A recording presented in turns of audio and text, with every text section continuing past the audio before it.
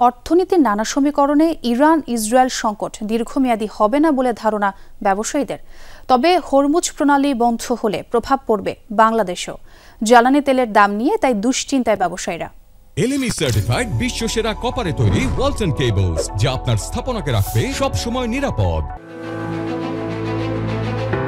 পারস্য থেকে ওমান উপসাগর ও ভারত মহাসাগরে প্রবেশের একমাত্র সমুদ্রপথ হরমুজ প্রণালী।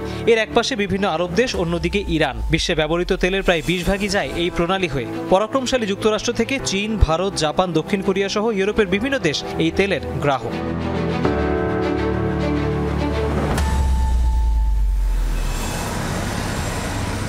বাংলাদেশ পেট্রোলিয়াম কর্পোরেশন বিপিসি মাসে প্রায় 1.5 লাখ টন অপরিশোধিত জ্বালানি তেল আমদানি করে, যার সবটাই আসে হরমুজ প্রণালী দিয়ে। তেলের বাইরে দেশের এলএনজি ও এলপিজিও আসে এই একই রুট দিয়ে। সম্প্রতি যুক্তরাষ্ট্র ও ইসরায়েলের সাথে যুদ্ধের জেরে হরমুজ প্রণালী বন্ধের অনুমোদন দিয়েছে ইরানি পার্লামেন্ট। পরদিনই অপরিশোধিত তেলের দাম 2% বেড়ে তা ছাড়িয়েছে $78। তাই জ্বালানি তেলের দাম নিয়ে দুশ্চিন্তায় ব্যবসায়ীরা।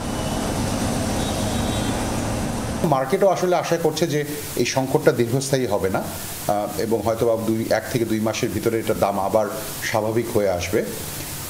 সংকট দীর্ঘস্থায়ী হলে কিন্তু একটা আরও বড় ধরনের ম্যাক্রো ইকোনমিক সংকট তৈরি হবে পৃথিবীতে। কারণ এক্সপেকটেশন হচ্ছে যে যদি অনেক লম্বা সময় ধরে বন্ধ থাকে, তাহলে হয়তো বা তেলের দাম $130 লেভেলে চলে যাবে। $130 লেভেলে চলে গেলে কিন্তু সেটা একটা বড় ধরনের অর্থনৈতিক মন্দার কারণ হয়ে উঠতে পারে।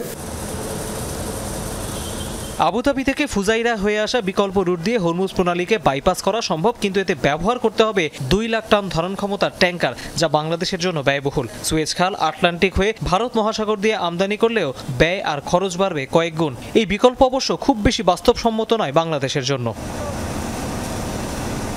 বৈশ্বিক পর্যায়ে রাজনৈতিক দেশগুলো এক ধরনের মেরুকরণের দিকে যাচ্ছে এবং সেখানে তেল অর্থনীতি একটা গুরুত্বপূর্ণ ভূমিকা রাখছে।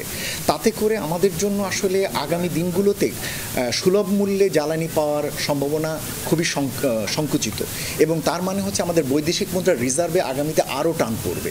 সুতরাং এরকম একটি সংকুচিত বৈদেশিক মুদ্রার রিজার্ভ নিয়ে আমদানি নির্ভর জ্বালানির উপরে দীর্ঘস্থায়ী নির্ভরশীলতাটা আমাদের জন্য ভালো হবে না। এরই মধ্যে হরমুজ প্রণালী থেকে ফিরে গেছে বেশ কিছু তেলবাহী জাহাজ। তৌহিদ হোসেন, যমুনা নিউজ, ঢাকা।